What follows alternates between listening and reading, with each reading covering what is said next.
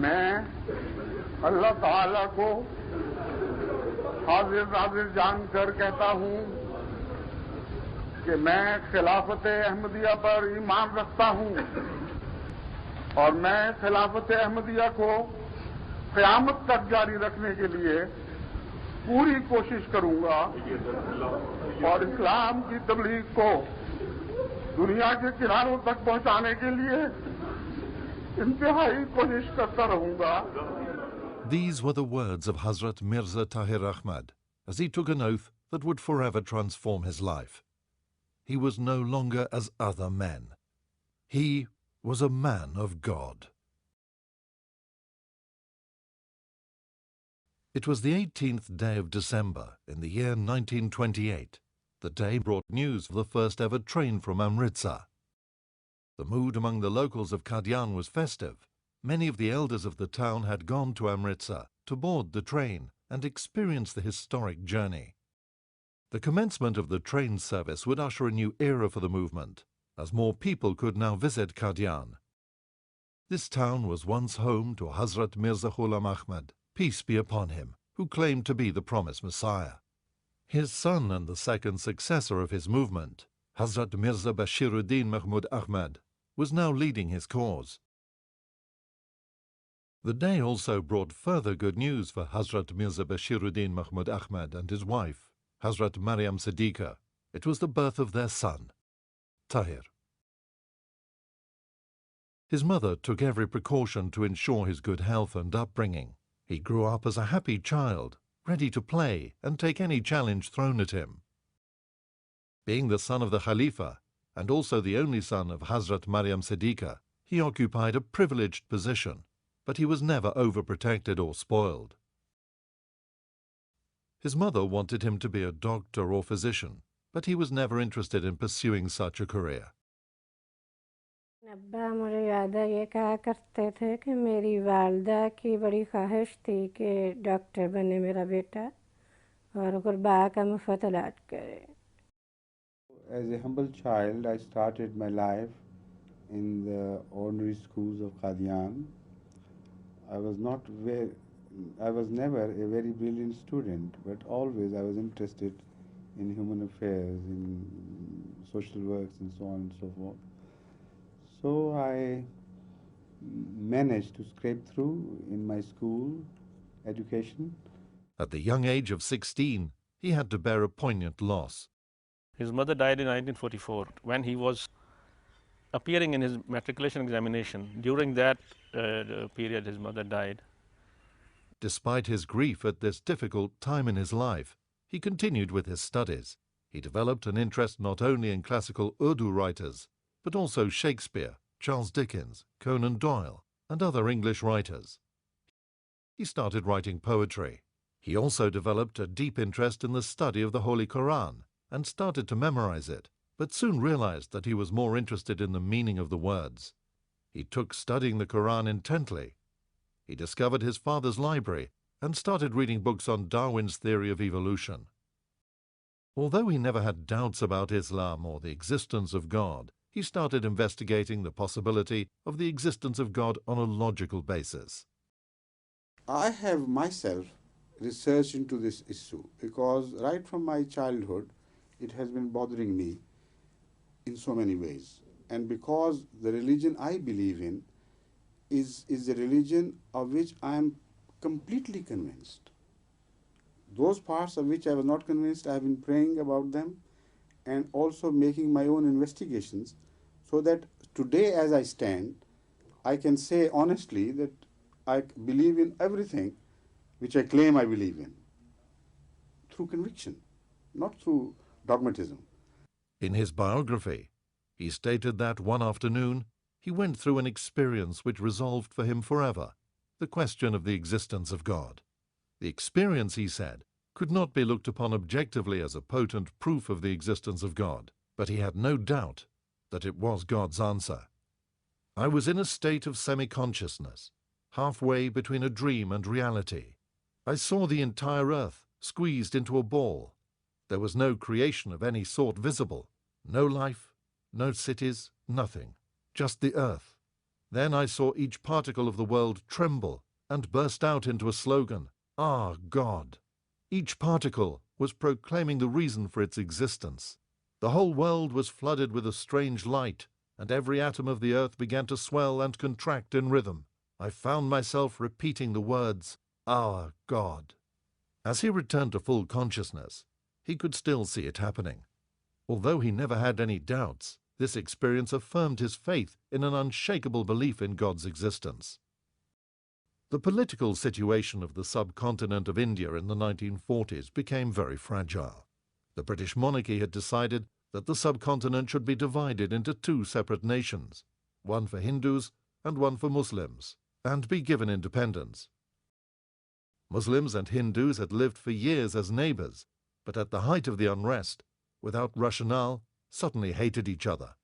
No one was safe. Hazrat Mirza Tahir Ahmad was now a strong young man and part of the Ahmadiyya youth movement, Khuddam al-Ahmadiyya. He was among many from Khuddam al-Ahmadiyya who formed into companies and battalions for the defense of Qadian. He was appointed as the officer in charge of one of these units. His task was to organize the defense of the center of Qadian. In August 1947, the community faced an unexpected crisis. The entire area had fallen inside the territory allocated to India. His father, the head of the community, ordered the evacuation of Qadian. At that time, my late father was sent a message by late Mahatma Gandhi, exactly pointing out to him the so-called mistake he was about to commit. My father, then in a sermon, he told Ahmadis in very clear terms what was in store for them. He said, "We are opting for Pakistan, yet I assure you that in Pakistan you will be dealt with so cruelly and you will be deprived of all your rights ultimately, that if I tell you now, you will shudder and the weak among you may have heart failures. But there is no option. Because once we accept, we opt out of the Muslim Ummah, for us physically and politically it may seem to be an easier, more acceptable cause.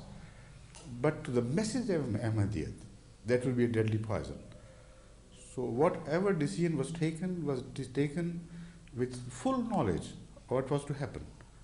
Leaving 313 Ahmadis behind to look after the property of the community until they could return, the members of the community migrated. In Pakistan, the community established a new center on a 1,034-acre site near the west bank of the river Chenab. It was called Rabwa. All the sons of Hazrat Mirza Bashiruddin Mahmud Ahmad had been dedicated to the service of the community, including Hazrat Mirza Tahir Ahmad. He started working in the youth movement, Khuddam al-Ahmadiyya, and proved to be a good administrator and an exceptionally hard worker. When he became a Khadim, he became a Saik and then proceeded through the various responsibilities within the organization of Majlis Khuddam al-Ahmadiyya, culminating in being a Naib Sadr and ultimately Sadr Majlis Khuddam al-Ahmadiyya. At that time it was for the whole world, and he served in that position for many years. Along with the service to the community, he continued his secular studies at Government College, Lahore. The Government College, Lahore, a very reputable institution in the north of India, particularly in the Punjab. And there I studied for 4 years. I went originally for BSc, Bachelor of Science, but ended up by getting an honorary degree, in bachelor's degree. And again I studied in an Ahmadiyya institution and did my doctorate on comparative religion, particularly in the study of Islam. By 1954, Rabwa was a town of 45,000 people. In the center of the town, gleaming in white brilliance, stood the elegant Mubarak Mosque. In March 1954, a young boy, about 19 years of age, he attacked Hazrat Caliph al-Masih Sani when he finished leading his Asr prayer in Masjid Mubarak, and he stabbed him on his neck, and the knife entered, the blade entered deep in the body. Though the wound itself was to heal rapidly, it had a serious effect on his nervous system. His health deteriorated, and he was unable to work his usual long hours. Some 2 years later, he went to seek advice from specialists in London. Quite a few members of Huzur's family accompanied him. Among Huzur's children was Hazrat Mirza Ahmad Sahib, Dr. Mirza Ahmad Sahib, Mirza Mubarak Ahmad Sahib, then Mirza Tahir Ahmad Sahib. After the treatment, Hazrat Khalifatul Masih II decided to return to Rabwa, but he left Hazrat Mirza Tahir Ahmad, now aged 26, behind in London. Although according to the original plans he was due to return with his father, but his father had other plans for him. In London, he lived in Maida Vale and studied at the University of London. Although he had learnt English at school, it was at the London University where he learned how to express himself better in the language. Whilst in London, he also had the opportunity to travel in Europe and meet a range of people. About his experience in London, he states in his biography, "At the School of Oriental Studies, I had met people from all over the world, from Africa, from Germany and Poland, from all parts of Europe really, and from America and Canada and South America. I believe that was important, that God had decided that was what I should do, even though I did not know it at the time. He had decided that I should meet all these people, and that I should go out and travel in Europe. I think that was His design." He returned to Rabwa in October 1957 and got married in December that year to Hazrat Sayyida Asifa Begum. That very same year, Hazrat Khalifatul Masih II appointed him at the office of Waqf-e-Jadid, which looked after the needs of Ahmadis living in rural communities in East and West Pakistan. His new post in the Waqf-e-Jadid put him in direct contact with the small farmers, villagers and shopkeepers, who were one of the great strengths of the community. He was always very caring for the poor and the needy, and this was also apparent in his personal life. और अब्बा के लिए तो अब्बा की मुझे बहुत वजह से मैं देखती थी कि बहुत ज़्यादा अब्बा में तड़पती, क्योंकि मदरसे में हम लोग तभी छोटे थे, तो मुझे याद है जब हम लोग कभी मीना बाज़ार पे बच्चियां जा रही हैं तो उम्मी का कहा, उम्मी हमें पैसे दे, मैंने मीना बाज़ार है हमारे स्कूल का, तो उम्मी के ने भी दिए नहीं थे या कम दे रही थी, जो भी था। तो अब्बा ने सुन लिया, अब्बा कहते कि मैं देता हूँ, तो 10-10 रुपये दिए थे। उस वक्त 10 रुपये बहुत ज़्यादा लगते थे, तो क्या था, लेकिन एक शर्त है कि तुम लोगों ने साथ अपने साथ किसी गरीब बच्चों को भी साथ कुछ खराब फैलाओगी और ये करोगी। तो शुरू से इतना मतलब ये था कि हर चीज़ में तुम लोगों ने उनका हिस्सा रखना है और मोहब्बत करनी है उनसे।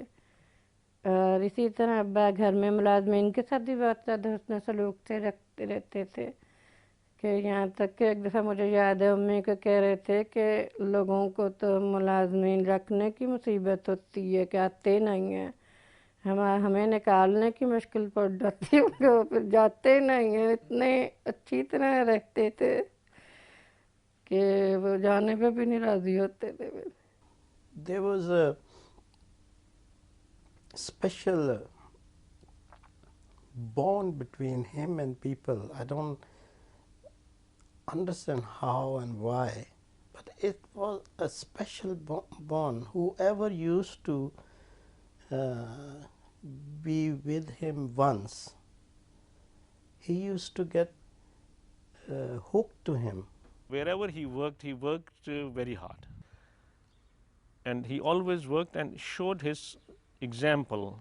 But he used to work in the land as he is a peasant, so to show them that he can do whatever he asks them to do, he can do himself also. So he was a great leader and very active and eloquent, and he was a good speaker. He could speak for hours on different topics. Later he started question answer also with non-Ahmadis. हज़रत खलीफा सालिस भी जब लोग आया करते थे, गैर जमात मौलवी वगैरह भी आते थे, तो हज़रत खलीफा सालिस ज़्यादातर अब्बा के कोई कहते थे कि आप इनसे मजलिस करेंगे. He led a very disciplined life, serving the cause of the community. He used to start his day very early in the morning and was at his office well before anyone else. अब्बा का एक तो मैं आपको बताऊं कि ये तो एक तरीका था ना, सुबह नमाज के बाद तहज्जुद और नमाज के बाद अब्बा तलावत करते थे. ये तो मुझे जब से मैंने होश संभाला ये मैंने देखा. उसके बाद फिर अब्बा थोड़ी देर के लिए सोते ज़रूर थे. फिर अब्बा चले जाते थे अपने वक्फ जदीद के दफ्तर. तो दोपहर को आते थे 2:30 3:30 के दरमियान. और उस वक़्त उनके मुलाजमीन भी अपने क्वार्टरों में जा चुके होते थे. कभी अब्बा ने किसी को नहीं कहा कि मुझे खाना निकाल के दो या गरम करके दो.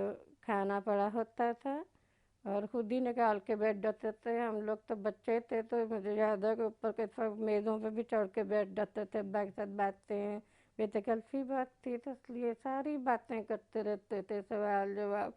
और अब्बा बड़ी खुशी खुशी से हर बात का जवाब भी दे रहे हैं और साथ साथ खाना भी खा रहे हैं. इतना मोहब्बत का सलूक बंधा हुआ था कि अब्बा की नाराज़गी सबसे बड़ी सज़ा लगती थी. इसलिए ये होता था कि अगर जहाँ ये देखते थे कि अब्बा को किसी बात से तकलीफ़ हो रही है तो हमारे लिए सख्त तकलीफ़ तो और शर्म वाली बात बन जाती थी. तरबियत का मुझे जो सबसे अब्बा का अंदाज़ा अच्छा लगा कि बच्चों से या किसी से भी ऐसी मोहब्बत का सलूक बांध लेते थे कि उसकी वजह से इंसान बहुत सी बातों से बच जाता है. It is one of the ironies of history that the Ahmadiyya movement, which was instrumental in the creation of Pakistan, was persecuted by the so-called religious scholars or ulema, who had been so violently opposed to its creation. The persecution was politically inspired to divert the attention of the population from real problems that the country was facing. 1953 saw some of the worst rioting against Ahmadi Muslims and the community. There was a generalized riot in the Punjab. It was supported by the Punjab government, quietly, not officially. So it became out of control, went out of control, and ultimately the first martial law was imposed because of this. This wave of persecution continued for nearly 20 years, both at institutional and grassroots level. What you observe today in Pakistan is not just a public wrath turned against Ahmadis. Yeah. It is the government legal persecution. It's the state persecution. Yes, yes. In 1965, Hazrat Khalifatul Masih II passed away. Hazrat Mirza Tahir Ahmad, the son of Khalifatul Masih II and the elder brother of Hazrat Mirza Tahir Ahmad, was chosen as the third Khalifa. The problems for the community continued in Pakistan. Hazrat Mirza Tahir Ahmad worked under the guidance of the third Khalifa to deal with the problems the community was facing. In 1974, legislation was proposed in the National Assembly of Pakistan declaring that Ahmadis were not Muslims. Hazrat Khalifatul Masih III led a 5-man delegation to the National Assembly, which discussed the proposed legislation. Hazrat Mirza Tahir Ahmad was the youngest member of the delegation, a compliment to his knowledge, sagacity and familiarity with the history and traditions of the community. In 1974, Pakistan's National Assembly declared that Ahmadis were not Muslims. In 1974, Bhutto committed the mistake of interfering with a religious process for which he was not politically entitled. You see? Yeah. And that opened the Pandora's box. After that, nobody could be able to close it. Hazrat Mirza Tahir Ahmad continued to serve the community with great zeal. From 1979 to 1982, he served as the president of Majlis-e Ansarullah. He also served as director of Fazle-Omar Foundation and patron of the International Ahmadiyya Association of Architects and Engineers. His life took a dramatic turn in 1982. On the 8th of June that year, his brother and the head of the community, Hazrat Mirza Tahir Ahmad, Khalifatul Masih III, passed away just before midnight. वो रात वो रात बेपनाह थी और मैं गरीब था. Nearly 100,000 members gathered at the headquarters in Rabwa. In accordance with the constitution of the community's electoral college, a meeting of the college was convened at the Mubarak Mosque in Rabwa to elect the new Khalifa. Under divine guidance, the electoral college elected Hazrat Mirza Tahir Ahmad as the fourth Khalifa. Overwhelmed with emotion, he first took the oath and then the covenant of allegiance. मैं आज ताहिर के हाथ पर बैठ करके सिलसिला-ए अहमदिया में दाखिल होता हूँ. Right from the outset of his Khilafat, he served the destitute and the weak. The very first project he launched was the construction of suitable houses for the needy people in Rabwa. A neighborhood in the city was established under this scheme. It was called Buyutul Hamd. Only 1.5 months after becoming Khalifa, Hazrat Mirza Tahir Ahmad, Khalifatul Masih IV, travelled to Norway, Sweden, Denmark, Switzerland, Holland, Spain, the UK and Australia. He inaugurated the Basharat Mosque in Pedroabad, a town 25 kilometers outside Cordoba. This was the first mosque to be built in Spain in over 750 years. सबसे पहले इस मौके पर मुझे एक याद सता रही है. उस वजूद की याद जो आज हम में नहीं, जो सबसे ज्यादा इस बात का हकदार था. आज ये जुमा पढ़ाता और आज इस तकरीब का आगाज करता कि वो बेकरार दुआएं जिनकी कबूलियत का फल हम आज खाने लगे. He addressed several press conferences, wherein he provided erudite interpretation of Islamic teachings. The newly elected Khalifa was on a peaceful mission, a mission to serve humanity. But the political situation in Pakistan became worse than ever before. The moment I was selected by Allah to lead the Jamaat, Zia did not like this perspective at all. The regime of Zia wanted some political philosophy to support their regime politically and to give them a reason, a justification for remaining in power. So what they said was, they said they are the custodians of Islam. As such, they have to serve certain purposes for the sake of Islam.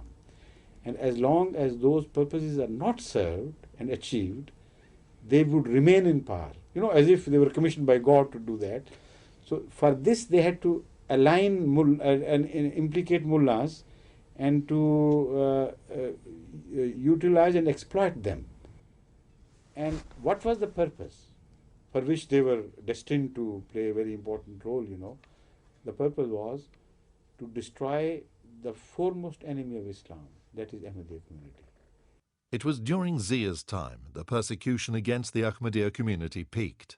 Their shops were pillaged and set on fire, and mobs rioted outside their mosques. The discrimination practiced by the Bhutto government was stepped up. तुम मुसीबतें हम पर इसलिए डाल रहे हो कि हम अपने खुदा से दूर हट जाएं, लेकिन तुम्हारी आयत करदा मुसीबतें हमें और ज्यादा खुदा के करीब कर देती. हम अपने रब की तरफ और तेजी के साथ लौट जाते हैं. Hazrat Khalifatul Masih IV urged restraint on his followers. Do not respond to these provocations. He denounced in sermon after sermon the injustices that Zia was inflicting. God would punish him if he continued in his evil ways. God's wrath would be terrible. Hazrat Khalifatul Masih warned him again and again, but the general paid no attention to the warnings and continued to plot schemes in order to destroy the community. You know, when I suspected that something is cooking against Ahmadiyyat between the mullah and the then dictator of Pakistan, Ziaul Haq, instead of running away, I went straight to Islamabad and camped there for 7 days. He had many friends among the diplomatic community. Some he met at their offices, and some privately. From the meetings, he gathered something was going to happen, but no one seemed to know exactly what. Until the Deputy Commissioner of Islamabad sent me a very urgent message. This Deputy Commissioner said, my earnest advice to you is, for God's sake, return immediately to Rabwa, or it will be too late. Hazrat Khalifa Tulmasi IV immediately returned to Rabwa. On the 26th of April 1984, Ordinance 20 was introduced under martial law by General Ziaul Haq. The ordinance was designed to prohibit Ahmadis from practicing their faith. I immediately called a meeting of all the Ahmadi elders, whoever were available at the time, to reach Rabwa immediately. I stated before them the facts, the consequences of this ordinance. I told them that according to this ordinance, if I remain in Pakistan and declare myself to be a Muslim, immediately they would arrest me and put me behind the bar. So how can I remain a Khalifa of Jamaatul Ahmadiyya, Khalifatul Masih, and operative at the same time? The advice at the meeting was unanimous. Huzur should leave Pakistan immediately. At that time, Usman Chu, a missionary of the community who had no idea of what was being planned, saw a dream.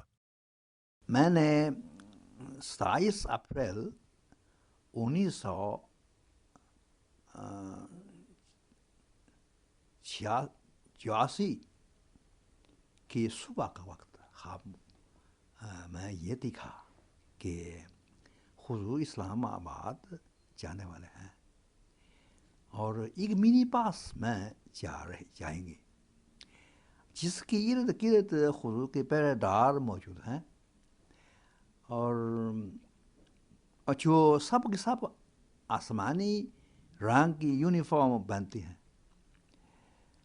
और इन पहरेदारों के इर्द गिर्द सरकारी police हैं। जब मैं इस पास के करीब आ गया, जब मैं इस पास के करीब गया तो मैंने हुजूर को नहीं दिखा और ये समझा कि हुजूर तो ऐब के तरीक इस्लामाबाद तशरीफ लिए गए हैं और पास के अंदर तो सिर्फ कुछ सामान मौजूद हैं। फिर मैंने उसी पास में हुजूर की अलविदा कहने के लिए बैठ गया और पहरेदारों के साथ सफ़र करने लगा। कुछ सफ़र करके उधर किया और पहरेदारों ने मुझे कुछ फाल दिया। इस ख्वाब से मैं समझता हूँ चंद बातें जो मैंने हुजूर के खिदमत में पेश भी की थी। नंबर 1 ये है कि अल्लाह ताला जमात हुजूर हिफाजत फरमाएगा। नंबर 2 हुजूर सब के सब इनाम भी फरमाएगा और सब के सब नहायत ज़्यादा तरक्की भी देंगे इंशाअल्लाह ताला। Unbelievable. That reassured me. I knew that with the grace of Allah, it's Allah's hand. He already has told us and forewarned us. It was decided that Hazur would leave Pakistan by KLM.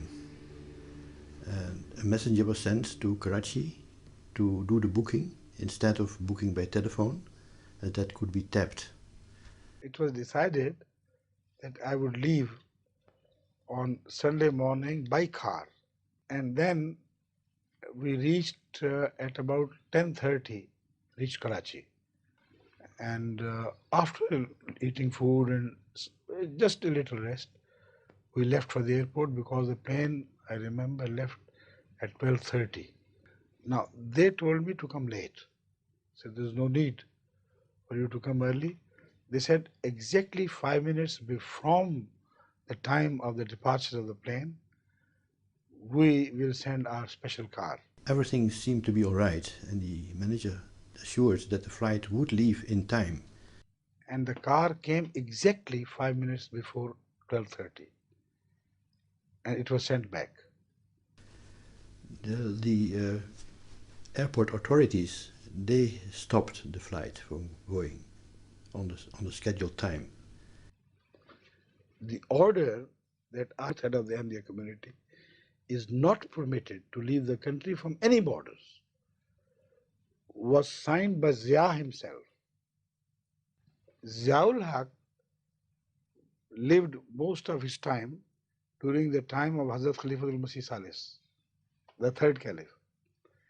So what he dictated was, and this is written on that prohibition letter, that Mirza Nasir Ahmad, the fourth head of the Ahmadiyya community, for that, is not permitted to leave the country from any borders.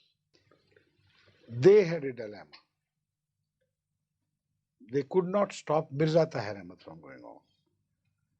And they did not know much intricacies about the fourth and third caliphate,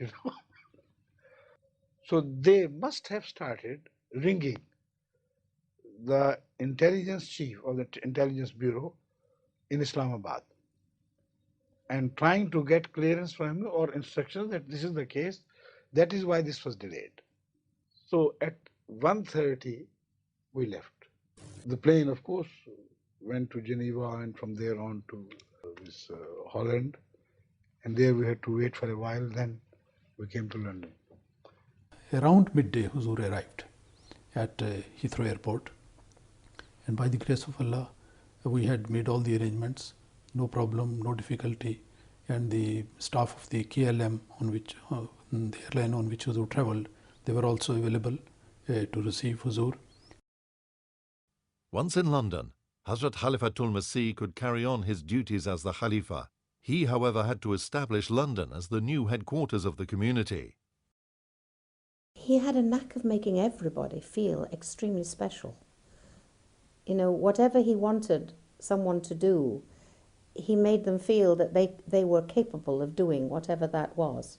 He would find out what type of worker is he, and he would accordingly allot him the tasks. And he was very clear in his mind. He wanted the job to be done to the exact manner what he wanted to. And when that work is done, then he will praise him like anything. और हौसला अफजाई की तो इंतहा थी. छोटा सा किसी ने काम किया तो उस पर इस तरह दाद देते थे कि आदमी शर्मिंदा होता था कि ये तो मैंने तो कुछ भी नहीं किया. और उसके नतीजे में फिर इंसान को एक और ताकत मिलती थी. मैं समझता हूँ कि असल में खलीफतुल मसीह की दुआ और रूहानी तवज्जो और हौसला अफजाई के नतीजे में एक ताकत मिलती थी. और वो जो उसने छोटा सा काम किया वो उससे कई गुना कर जाता था अगली दफ़ा. उस पर जब हौसला अफजाई उसे मिलती थी और दुआ और तवज्जो और शफ़क़त, तो उससे फिर और आगे बढ़ता था. And I think people just couldn't do enough. They were trying their best to fulfill whatever was the need of the moment. Hazrat Mirza Tahir Ahmad was a visionary. He foresaw the progress of the community and the need for workers in every sphere of life in the coming decades. This Waqf-e-Nau scheme he started on 3rd April 1987, and I'm surprised because in 1984 he left Pakistan in very difficult conditions. There was law against us, so he had to leave Pakistan. But within 3 years, he realized that Jamaat is now going to expand in much bigger scope. So for that he instructed Jamaat's parents that they should offer their children even before the birth, and then train them accordingly so they become good वाक़फ़ीन ज़िंदगी. हर मुल्क से जब वक्फ होंगे बच्चे तो उस मुल्क की ज़बान को भी समझते होंगे, उस मुल्क मिजाज को भी समझते होंगे. जब उस मुल्क में ये बच्चे वक्फ करके बड़े होंगे और काम करना शुरू करेंगे तो ये बहुत अच्छा काम कर सकते हैं. और ये बजाय इसके कि एक जगह से वक्फ होकर निकलें, یہ ساری دنیا میں تنظیم کی طور پر اس طرح پھیل جائے. Once the new setup in London was established, Hazrat Khalifatul Masih IV was able to lead the community freely.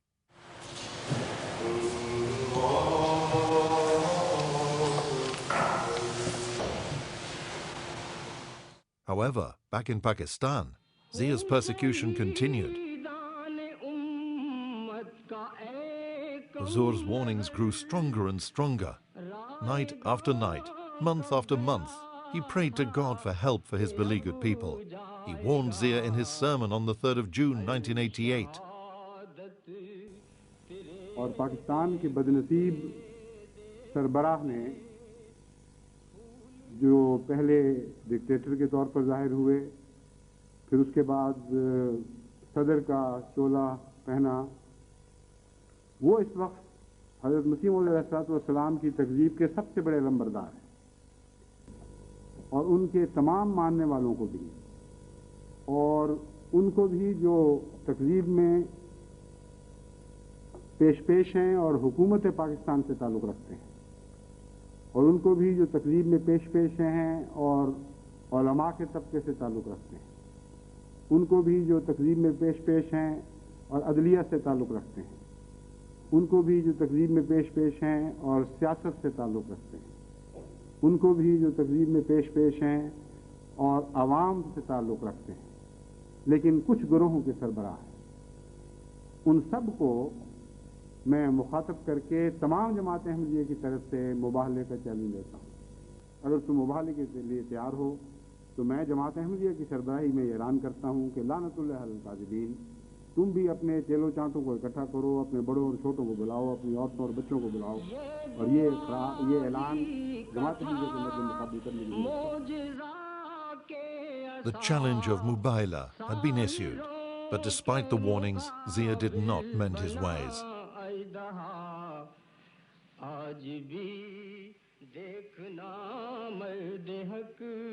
حکومت کا جہاں تک تعلق ہے، وہ معصوم احمدیوں پر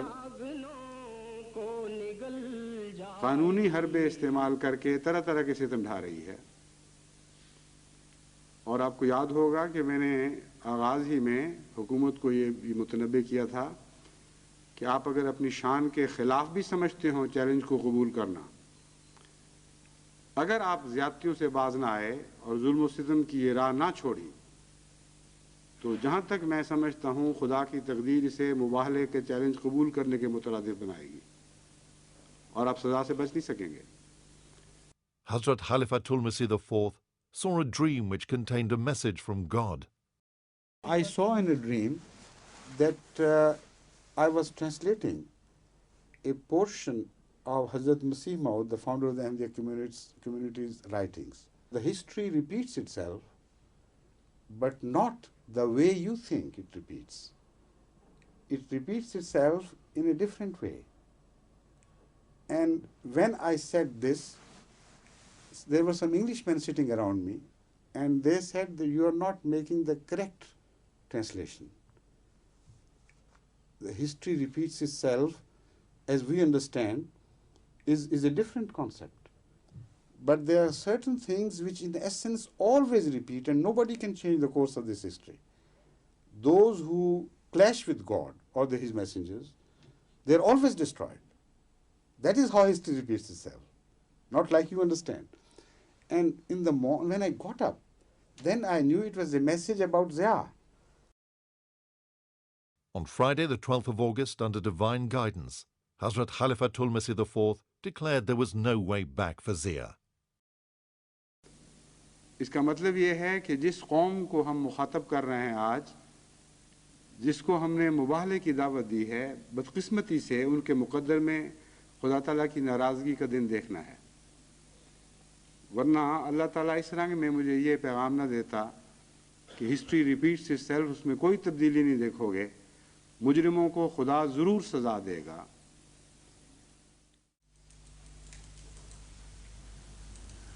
جماعت احمدیہ تو خدا تعالیٰ کے فضل سے ایک والی رکھتی ہے، ایک ولی رکھتی ہے.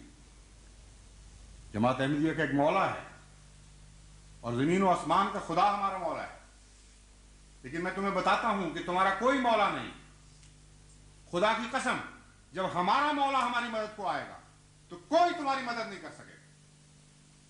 خدا کی تقدیر جب تمہیں ٹکڑے ٹکڑے کرے گی تو تمہارے نام و نشان مٹا دیے جائیں گے اور ہمیشہ دنیا تمہیں ذلت اور رسوائی کے ساتھ یاد کرے گی.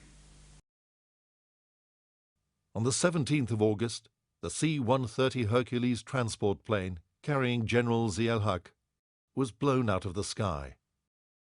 All 31 people on board died. The team investigating the crash eliminated one by one various possible reasons for the crash. How this had happened, the investigators were unable to say. Why it had happened, the whole world knew. میں نے ضیاء کے متعلق اپنے نظم میں کہا تھا کہ کل چلی تھی جو لیکھوں پہ تیغ دعا، آج بھی اذن ہوگا تو چل جائے گی. بس خدا کی قسم وہ تیغ دعا چل چکی ہے، اب اسے کاٹ کر دکھاؤ، اسے رد کر کے دکھا دو، تب میں مانوں. The 23rd of March 1989 marked 100 years of the Ahmadiyya community. Grand ceremonies took place in almost 100 countries, with special programs held in the headquarters in London to celebrate this momentous day. From a humble beginning in Qadian to establishing communities in 120 countries, the last 100 years saw the community grow from strength to strength. 1991 was yet another special year for Ahmadis. They had just celebrated 100 years of the community's success through divine help.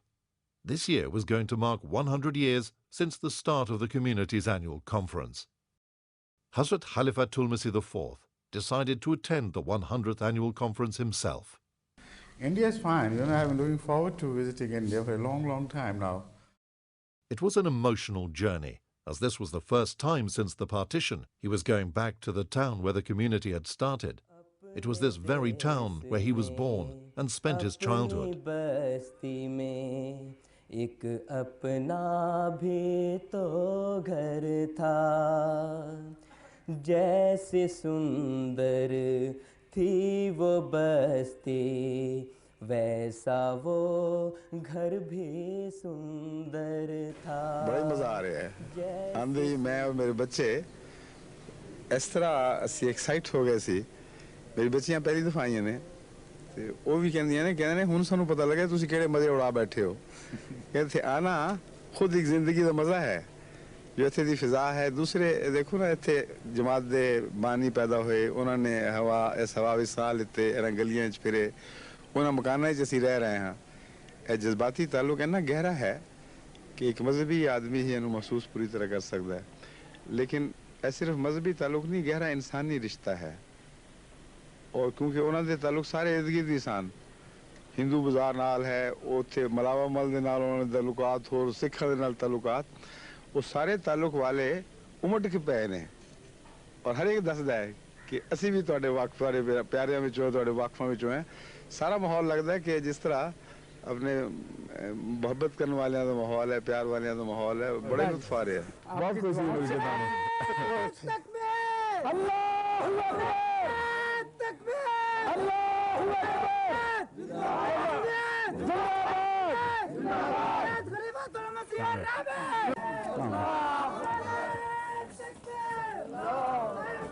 Conference ساڈے واسطے بہت زیادہ اہمیت رکھتی ہے اس لحاظ نال کہ 100 سال دے وچ ایک دفعہ ہی آنا ہے نا 100 سال دا جلسہ. لیکن اس جلسے وچ نال یہ گل شامل ہو گئی کہ جدوں دی تقسیم ہوئی ہے، ہند پارٹیشن ہوئی ہے، ادو بعد کوئی خلیفہ کدی اتھے نہیں آیا. اور پہلی دفعہ اللہ تعالیٰ نے منو ہمت دیتی، فیصلہ کرن دی توفیق عطا فرمائی. Thousands of Ahmadis from all over the world converged upon Qadian. Huzur addressed the annual conference. سب حاضرین جلسہ کو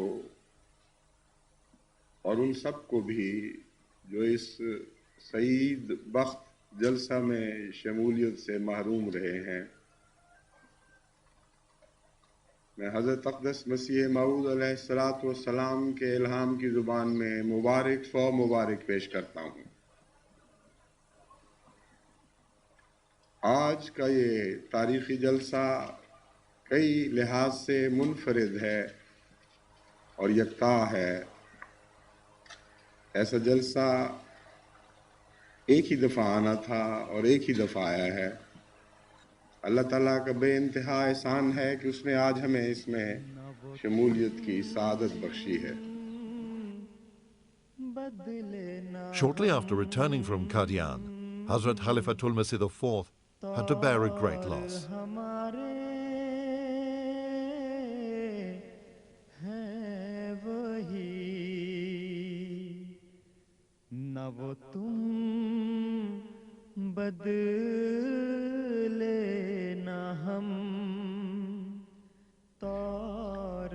آج جمعے کا مبارک دن ہے، 29 رمضان ہے، الوداعی جمعہ کہلاتا ہے، جمعۃ الوداع.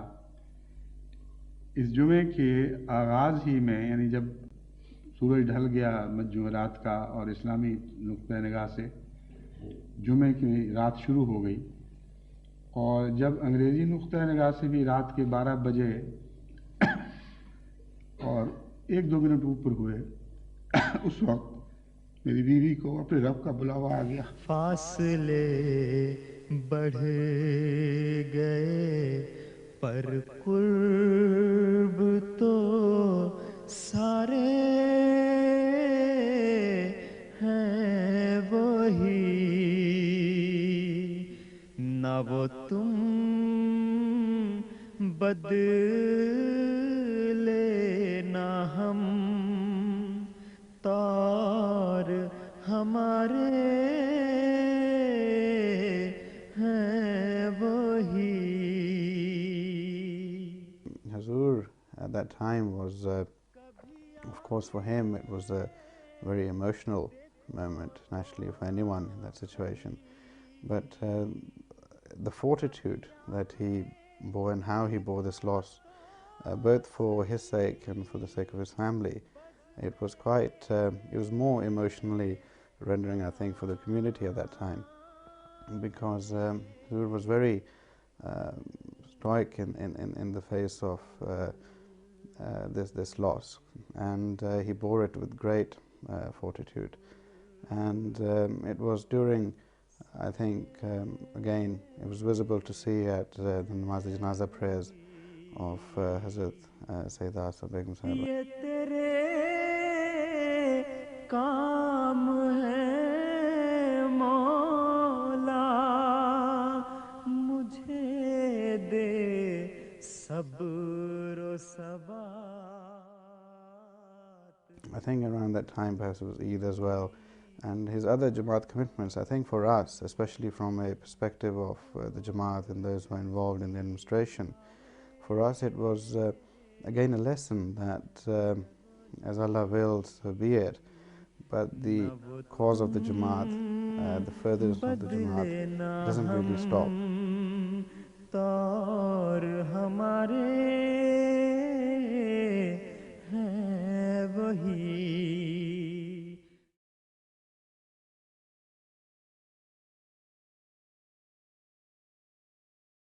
The 24th of March 1989 was a special day.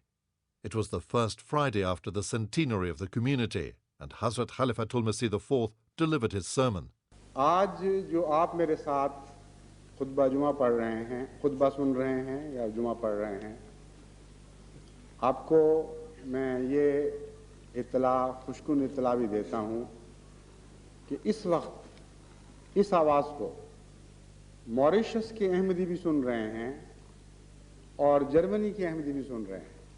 یہ وہ صدی کا پہلا خطبہ ہے جس کو آسمانی رسل و رسائل کے ذریعے سے، جس کو سیٹلائٹ ہک اپ کہتے ہیں، سب سے پہلے موریشس کی جماعت نے سننے کا انتظام کیا، اور اب مجھے اطلاع ملی ہے کہ جرمنی کی جماعت نے بھی اس خطبے کو براہ راست سننے کا انتظام کیا ہوا ہے. That further developed and it progressed into a way whereby 24 countries joined that group of countries who were listening to his Friday sermon through the telephone. In 1991, Huzur graced the Jalsa Salana of Qadian Darul Aman. On that historic occasion, the addresses of Huzur Rahimullah were relayed throughout the globe via satellite telephone link. This laid foundations for a new form of communication, and reached a new height on the 31st of January 1992. आज का दिन अहमदियत की तारीख में एक बहुत ही मुबारक दिन है। ये जुमा जमात की दूसरी सदी की तारीख के आगाज़ में एक बहुत ही अजीम संग मील नस्ब कर रहा है और जमात को जमा होने के एक नए दौर में दाखिल कर रहा है। बनी नौ इंसान की तारीख में पहली मरतबा हज़रत मसीह मऊद अलैहिस्सलाम के इस आजिज़ ग़ुलाम और खलीफतुल मसीह को ये तौफ़ीक़ मिली है कि ऐसा खुतबा दे रहा है, ऐसा जुमा पढ़ा रहा है जो एक बहुत ही ताकतवर बर्रे आज़म के एक किनारे से दूसरे किनारे तक सौती लिहाज से भी पहुँच रहा है और तस्वीरी लिहाज से भी पहुँच रहा है। Hazrat Khalifatul Masih IV's vision to lead the community to new heights manifested itself in the creation of a TV channel that would connect the community to their beloved leader. Initially, his Friday sermons were transmitted in Europe only, but on the 21st of August 1992, the transmissions started spanning 4 continents. Through the blessings of this new medium, the barriers of distance were broken and the community came together at the hand of Hazrat Khalifatul Masih IV at the annual conference in 1993. आज जो वाक़या आप देखने वाले हैं, मैंने पहले भी कहा था कि जब से ज़मीन और आसमान बने हैं कभी किसी आँख ने ये बात नहीं देखी कि बैक वक्त दुनिया के तमाम बड़े आज़मों से बकसरत ममालिक और कौमें मुख्तलिफ ज़ुबानों में एक शख्स के हाथ पर बैत कर रहे हों और वो शख्स हज़रत अक़दस मोहम्मद मुस्तफ़ा सल्लल्लाहु अलैहि वसल्लम के एक ग़ुलाम का अदना ग़ुलाम हो। आज मैं आपसे अहद बैत लेता हूँ, हाथ बढ़ाइए।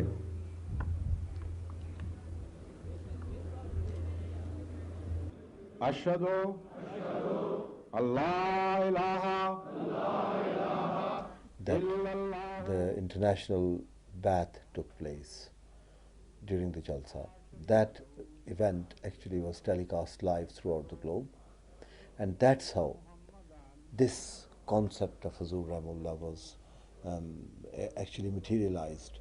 And that was, I think, the milestone, that was the turning point from where Hazur wanted to progress forward, carry that momentum forward. This momentum took MTA to a new level, and on the 7th of January 1994, MTA started its daily transmission from its Earth station in London.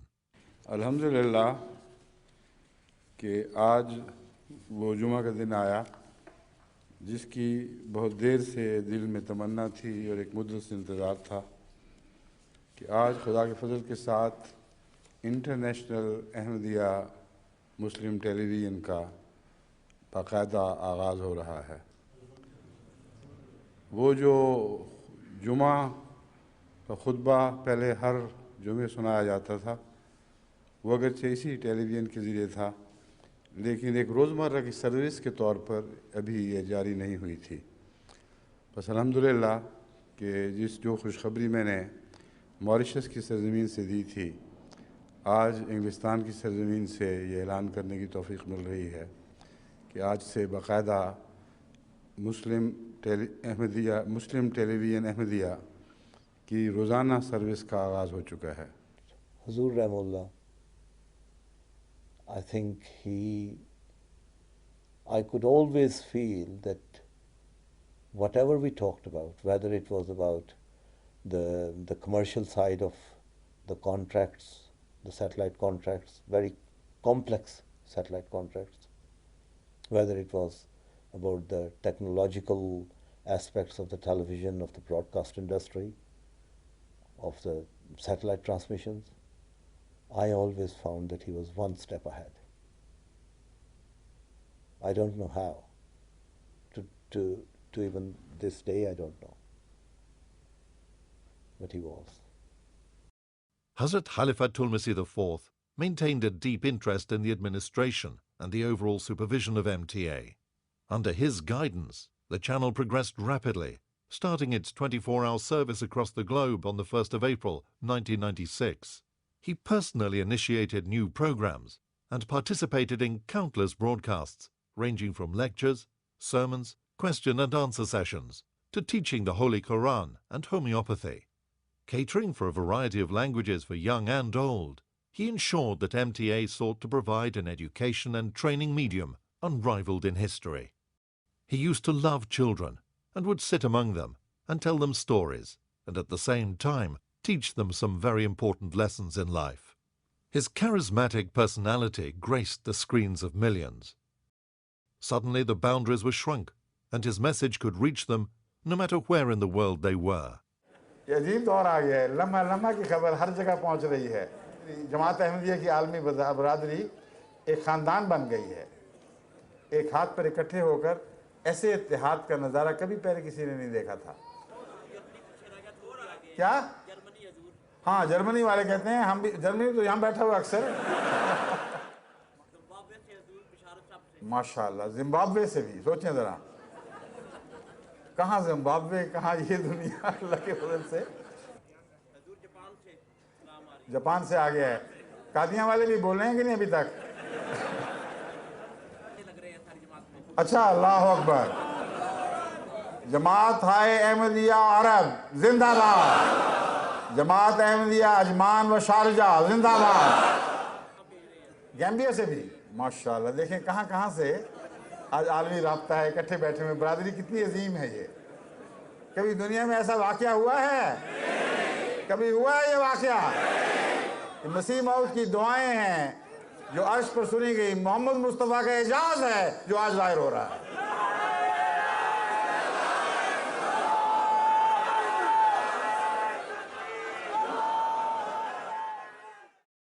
Hazrat Khalifatul Masih IV was an internationally acclaimed thinker and scholar of comparative religion.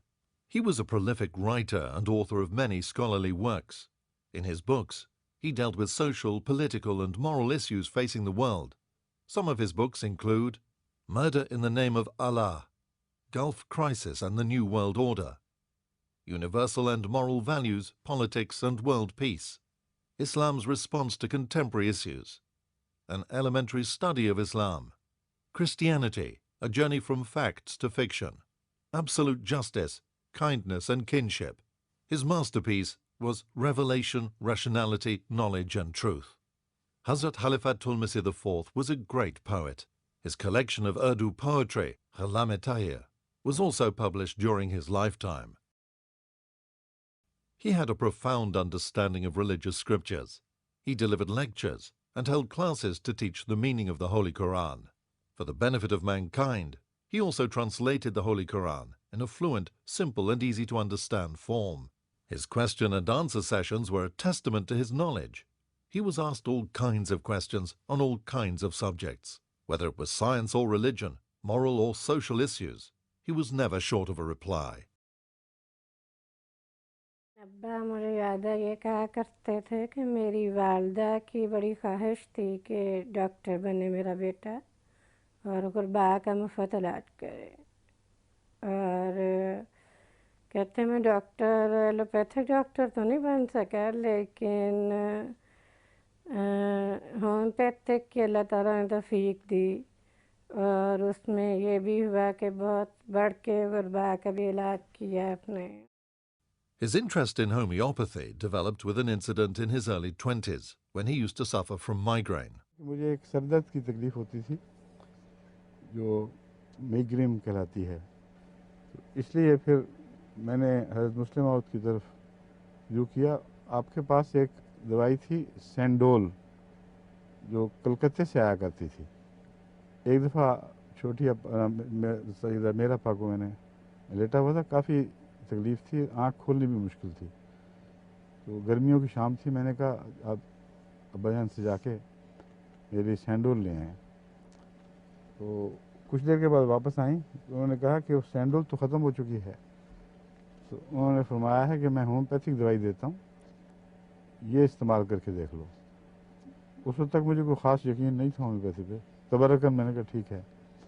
वो दवाई मुंह में मेरे पुड़िया मुंह खोल दिया, आंखें बंद उसी तरह, और पुड़िया मुंह में डाल दी मीठी गोलियों की।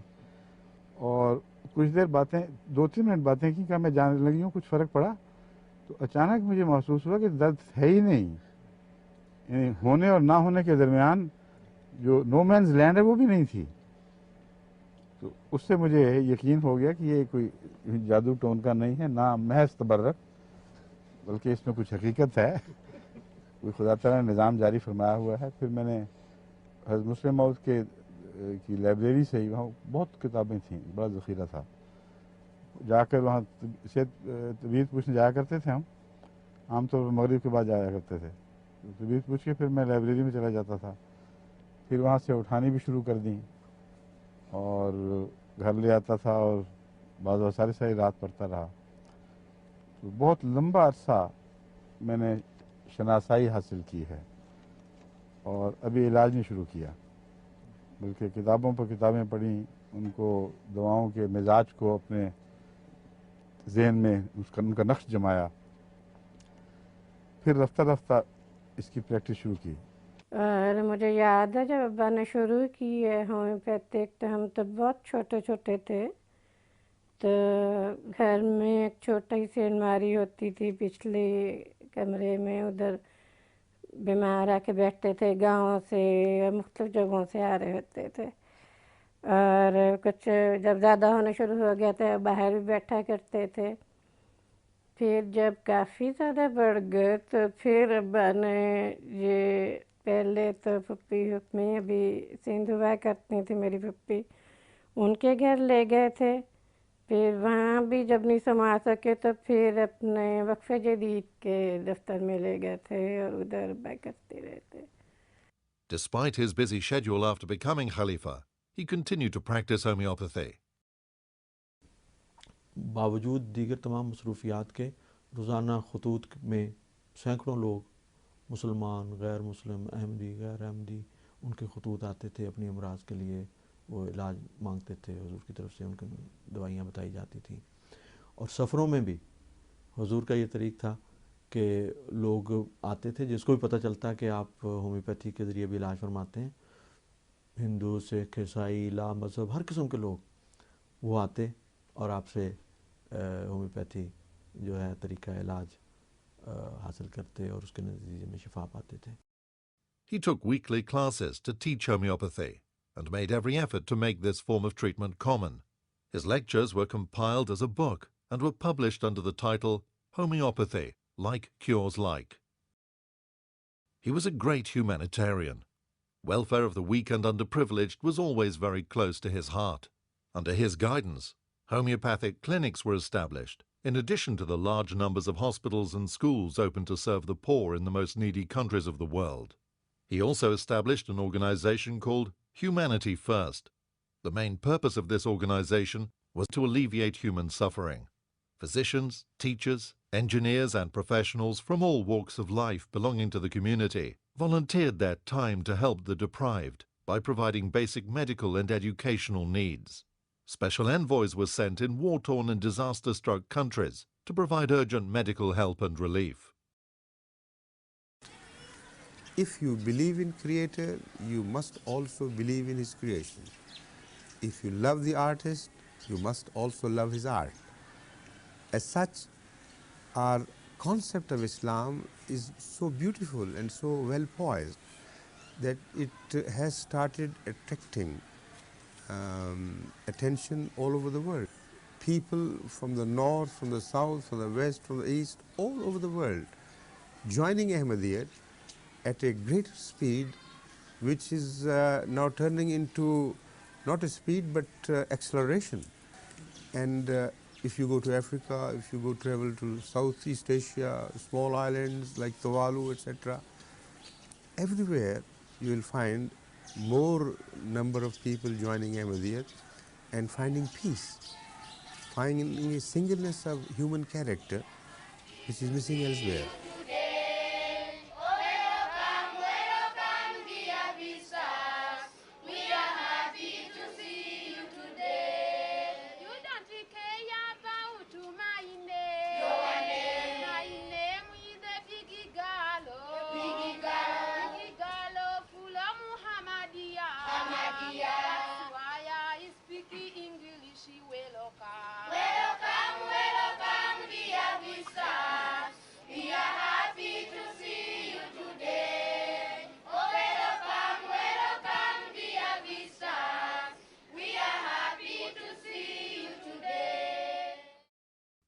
The Ahmadiyya Muslim Community is a truly global community.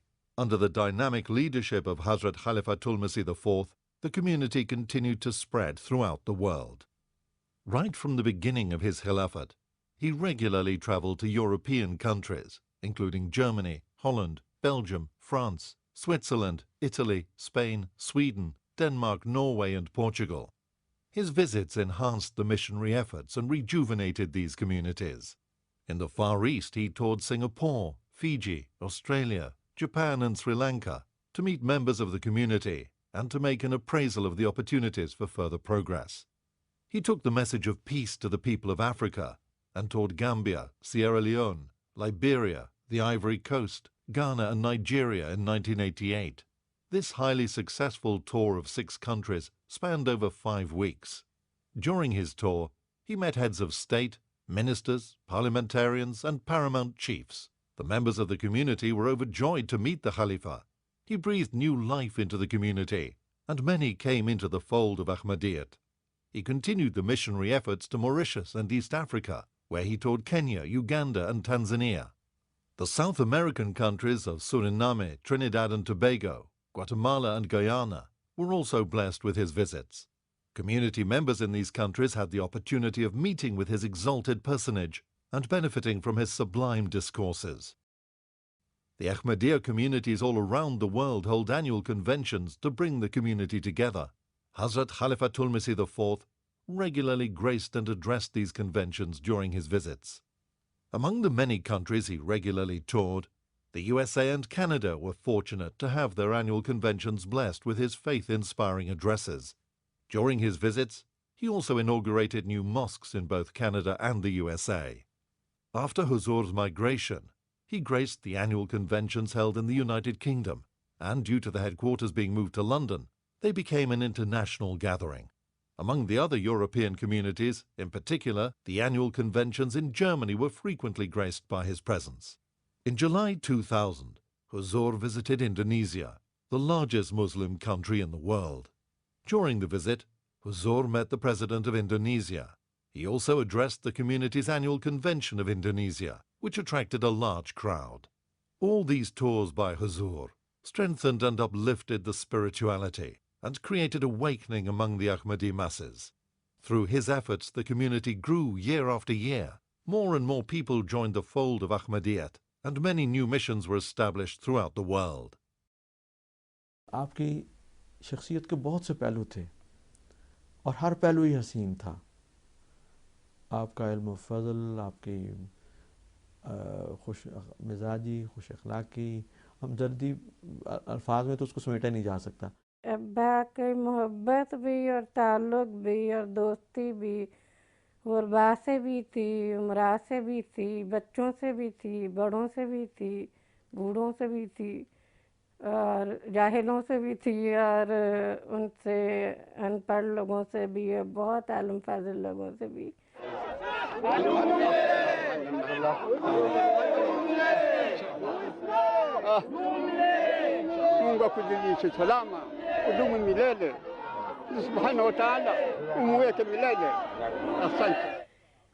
मुझे लगता है अब्बा को कभी भी किसी से मोहब्बत करने में कोशिश नहीं करनी पड़ी।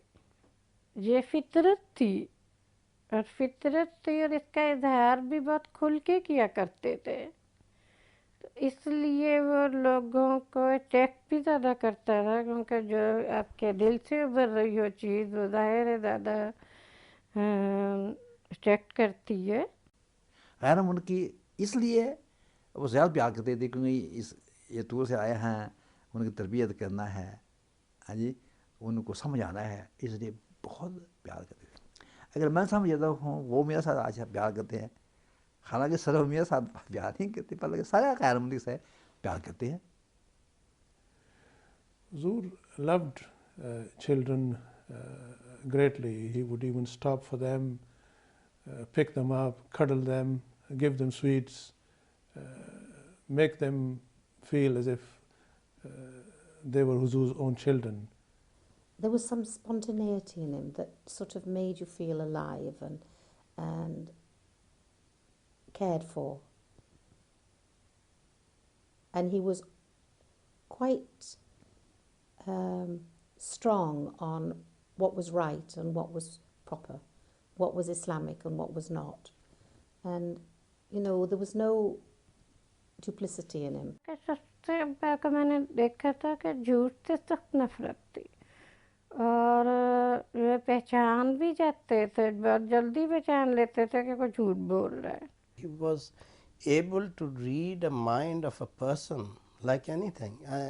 It was surprising. Well, he was just a complete man in himself. I think anyone who came into contact with him just thought that he had him for that period of time, as if he was just for, his whole being was just for this one individual. And I think that was his greatest characteristic. He was so complete, that so perfect in many respects. It was his knowledge, it was his sheer enthusiasm, but also that in his personal life he was so complete as well. We mentioned his fondness for sport, his fondness for writing, and again from cooking to photography to hiking to walking to cycling. He just embodied everything that perhaps a perfect man can be, and I think that's the best memory I have of him, and something that we all perhaps can strive to, into how we can balance our lives ultimately to achieve success, and also to balance both the spiritual side and the personal side of one's life. He spent his life in the service of humanity. The very first scheme of his Caliphate was set up to provide housing for the needy, and on the 21st of February 2003, he launched Mariam Shadi Fund, which was devoted to providing financial help for the marriage of girls in the poorest areas. Just 2 months had passed after the initiation of the Mariam Shadi Fund. On the 19th of April 2003, Hazrat Khalifatul Masih IV passed away at the age of 74. मेरे दर्द की जो दवा करे. Thousands of people came to pay their last respects. His funeral prayer was led by Hazrat Mirza Tahir Ahmad, the 5th successor to the promised Messiah. His sacred remains were reverently committed to the earth on the 23rd of April at Islamabad, Tilford. Hazrat Khalifatul Masih IV's leadership was characterized by vibrancy and dynamism that became the hallmark of his 21-year tenure of office. He spread the message of God. He was a fountain of knowledge. He touched the hearts of people. He was loved by young and old. He was a man of dignity, a man of peace. He was a man of God. हुआ करे वो जो बेपनाह उदास हो मगर हिज्र का न गिला करे मेरे दर्द की जो दवा करे कोई ऐसा शख्स हुआ करे वो जो बेपनाह उदास हो मगर हिज्र का न गिला करे मगर हिज्र का न गिला करे कोई ऐसा शख्स हुआ करे कोई ऐसा शख्स हुआ करे